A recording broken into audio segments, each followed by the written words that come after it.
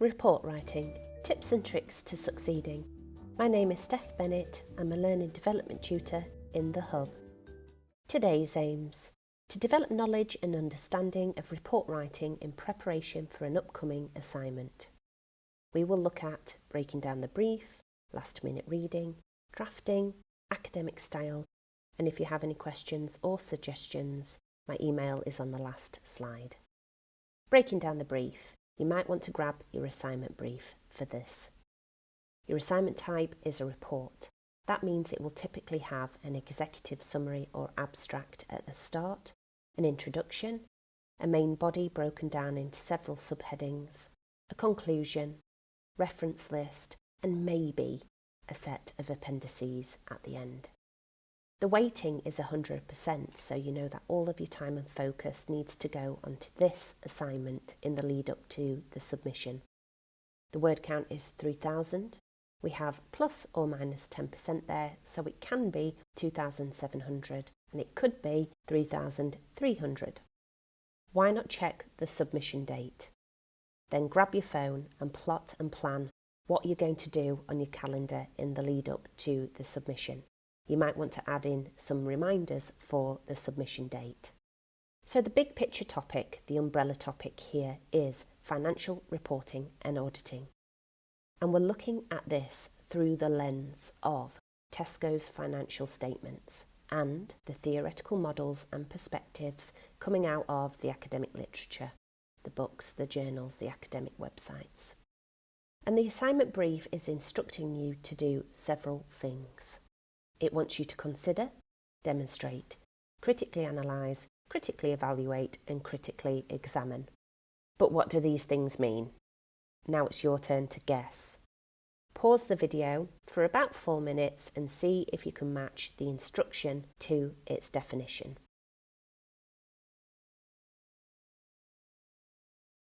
Did you get it right?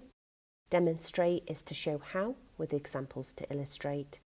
Critically analysing is about taking a big picture topic and breaking it down into smaller topics and looking at what those topics suggest, why they're significant. Considering is about spending time thinking about different possibilities and their outcomes. Critically examining is considering a topic in detail, thinking about key facts, important issues, and then analysing it in a detailed and thorough manner. And critical evaluation, providing and critiquing evidence to support an idea, to contradict an idea, and then giving your verdict as to what extent the original idea is true. These definitions make excellent proofreading checklists because you can go through your work at the end and just ensure that you've done the following things. And here is the rubric at the end. I've included the 60 to 69 and the 70 to 79. And let's do a little bit of a breakdown as to what these things mean. First column, what does the literature suggest? How might it be interpreted? What is the significance of the things that you're reading? What are the strengths of the models, the frameworks, the arguments, the ideas? What are the limitations?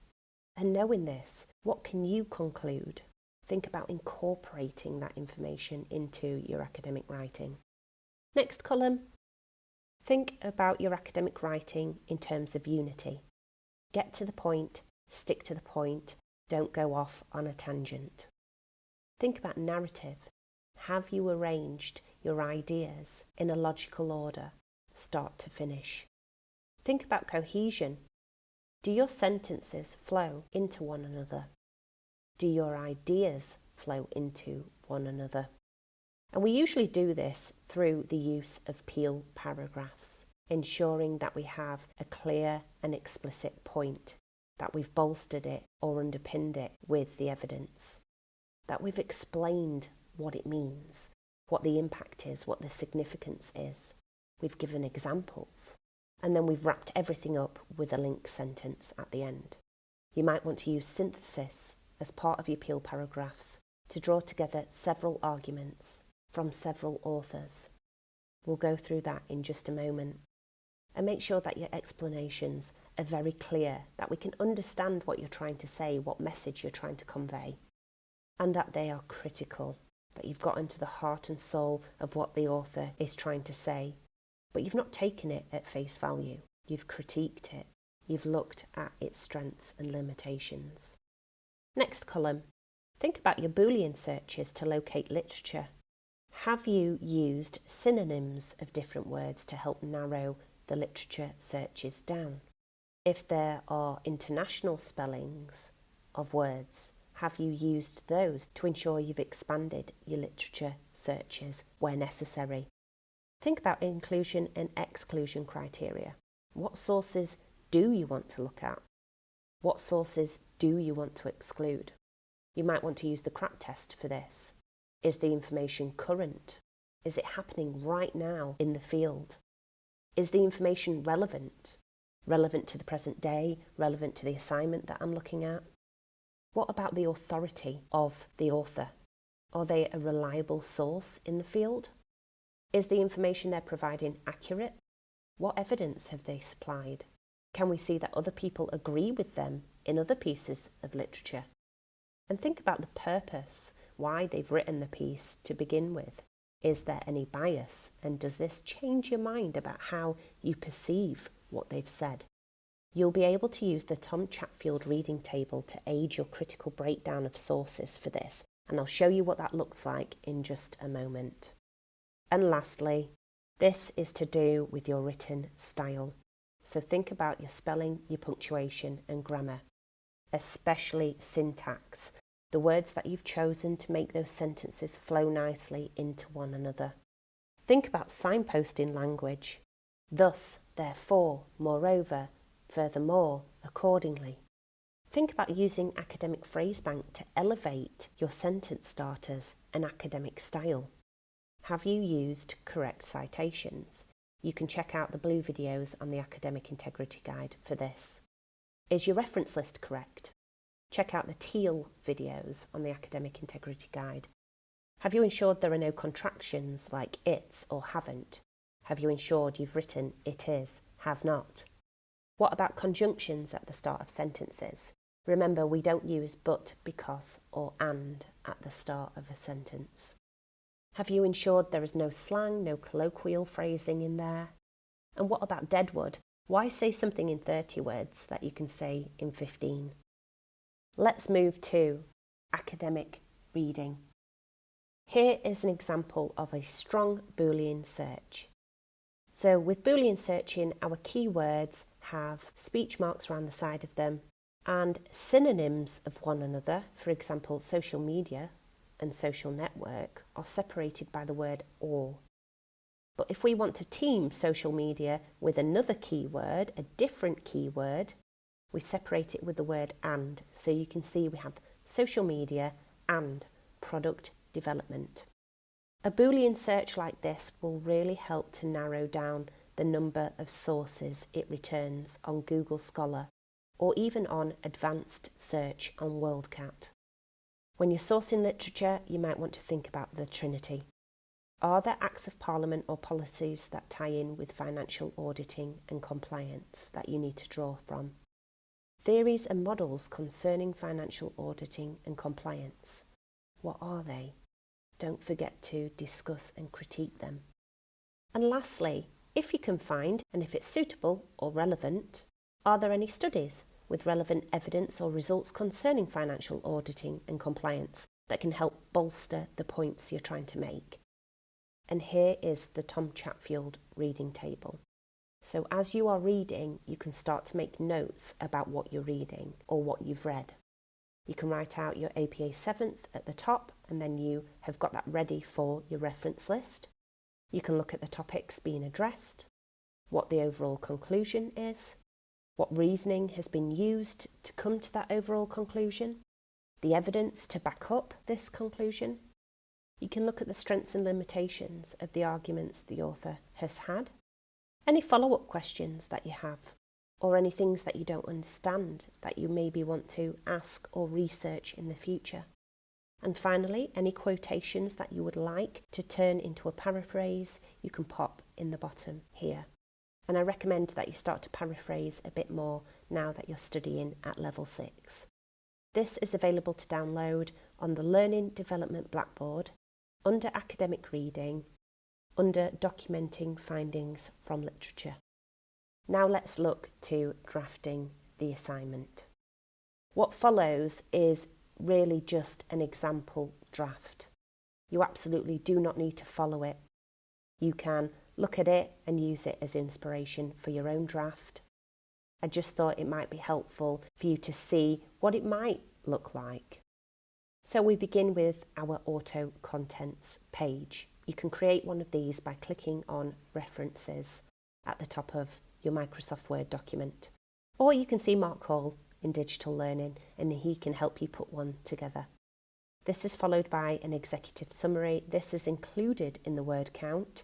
They're typically between 150 to 300 words. I've put maybe 200 words for this one. It's basically an overview of the whole report, what was featured in it, what was the focus, what was the purpose, what was found out, what was concluded. This is going to lead us into our introduction. I've put maybe 250 words. The word count's totally flexible. This is your assignment, you can do what you want with it. In your introduction, you might want to cover what the report will explore and why. You might want to offer a bit of context to lay the foundations for the reader. For example, is there any important information on Tesco that we actually need to know? Is there any important information or crucial information about financial auditing and compliance that we need to know before we dive into our main body subheadings? Remember to cite where necessary. You might also want to offer a map. Where will your report begin? What will you move to? How will you conclude? Then I've said here, main body, break down into subheadings. You can decide these subheadings. You'll obviously be using peel paragraphs under each of the subheadings. Typically with peel paragraphs, I say flexibly between 100 and 300 words, but personally I like to keep between 200 and 250 because this helps to break the word count down evenly. If you're going to use bullet points, remember to use them sparingly to really pack a punch with what you're trying to say. And the same with figures as well. Use them to pack a punch, make sure that you cite them where necessary and that you actually write them out as per the APA 7th guidance in the Academic Integrity Guide, of which there is an example on the second page here. Subheading 1, peels of 250 words each, 3 peels per subheading. I put a question mark because this is totally flexible. So with your peels, obviously you're level 6, so you'll know what a peel paragraph is. We're going to make a point about the topic of your subheading. Who in the literature is discussing this and what are they saying? Add this information in here. Don't forget to paraphrase, don't forget to synthesize your authors and bring them together. Then you need to make a critical point. What is this information suggesting to you? Why is it significant? You can draw from examples of those financial statements if you'd like to here. Then wrap it up. Overall, what is this suggesting to you? We move on. We make a second point. Who in the literature is discussing this? You can see I've done an example here. Accordingly, as demonstrated in Figure 1, it's been suggested by several researchers that blah, blah, blah, blah, blah. Figure 1, dog size in order, Britannica. Obviously, the dog size in order has nothing to do with this assignment. I just wanted to show you an example of how your figures should be laid out in your academic writing. Then we go to the explanation. This implies, and it may impact. Moreover, although there are limitations including, they may be mitigated through, as inferred by Furness and Barron's sizing framework. Thus, it might be advised that. So we've got that critical breakdown there. Then we're going to wrap everything up at the end, ultimately. And it's the same for your subheading 2 and same for subheading 3. You decide what you want to talk about. You underpin with the literature. You make sure that we understand what you're trying to say, the message you're trying to convey, and you wrap everything up. Then we head to the conclusion. I've put maybe 300 words. Return to the focus and purpose. What did you set out to do in the report? Then you can begin to summarise and round up what you discovered. Then you need to reiterate why these findings are important. What is it telling us about Tesco's financial compliance? And then you need to consider next steps. Do you have any recommendations for future practice based on the things that you found out? Does Tesco need to do something better? Does it need to take a new approach? Should it sustain the same approach it's taken? Then you head to your references. On the Academic Integrity Guide, you will most likely need to look for ebooks, electronic journal articles and Acts of Parliament, especially if you're looking at Companies Act 2006. And finally, appendices, if you have any. Remember, appendices are labelled ABC, not 1, 2, 3. Figures are 1, 2, 3. And each appendix has a page of its own. So this page would be Appendix A. If we have Appendix B, that would be on the next page after it. Now let's move into looking at examples of peel paragraphs. Which is the strongest peel of the two as a Level 6 writer, and why is that? Example 1, pause the video.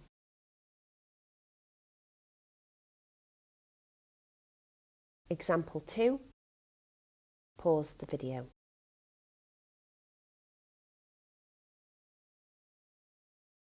Did you get it right? Yes, it is example 1.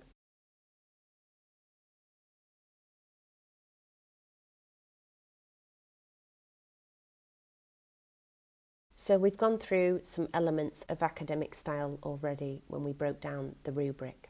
So don't forget to keep those in mind. No contractions, no conjunctions at the start of sentences, no deadwood, no slang.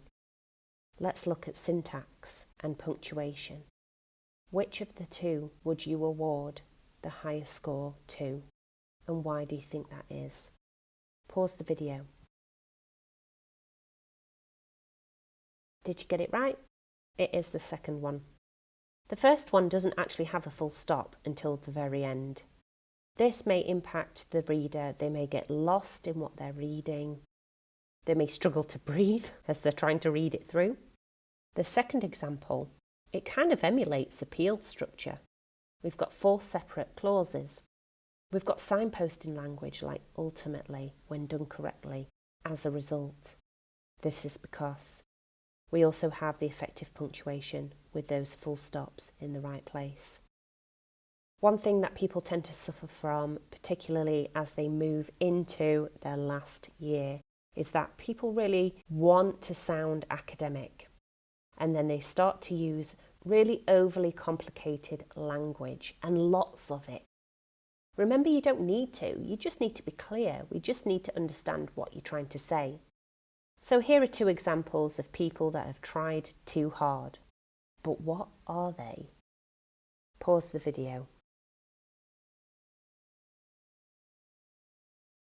Did you get it right? Yes, it's Incy Wincy Spider, but in this case a diminutive yet intrepid arachnid commenced a perilous pursuit to scale the tremendous, and I'm already running out of breath. We just needed you to say Incy Wincy Spider, that's absolutely fine. And this example, pause the video. Yes, that is correct. She is currently defrosting as we speak. It is All I Want for Christmas Is You by the wonderful Mariah Carey. That would have sufficed. You just needed to say what it is. So we don't want this. It's a little bit too confusing to gauge what you're trying to say. So not too many right-click synonyms if possible. And that's why Academic Phrase Bank, the website, is really useful. Because not only is the tone and style academically elevated, but it's also really clear. Moving forward then, you can book one-to-ones in the hub with learning development if you need someone to check over spelling, punctuation, grammar, particularly syntax, referencing, those kinds of things. You can book in with digital learning, especially for those contents pages. You can head to the Learning Development Blackboard. Everything we've looked at today is already on there for you. The Academic Integrity Guide, which is our new version of a referencing guide. It's really accessible. There are loads of videos on there breaking referencing down, and there are also downloadable, accessible and printable documents on there for you. Academic Phrase Bank, I've already mentioned it. get on there. It's really great at stopping procrastination, particularly if you're thinking, I don't know how to start this sentence. Just head on there, grab a sentence starter, and away you go. And if you've not already done so, Scribr. There is a section on there called Learn, and it is incredible for paragraphs, paraphrasing, writing a really strong introduction, writing a really strong conclusion. It's got absolutely everything on there in terms of step-by-step guides, tons of examples of academic writing, what not to do, what to do, and videos as well. And as mentioned at the start, if you need me, stephanie.bennett@bishopg.ac.uk.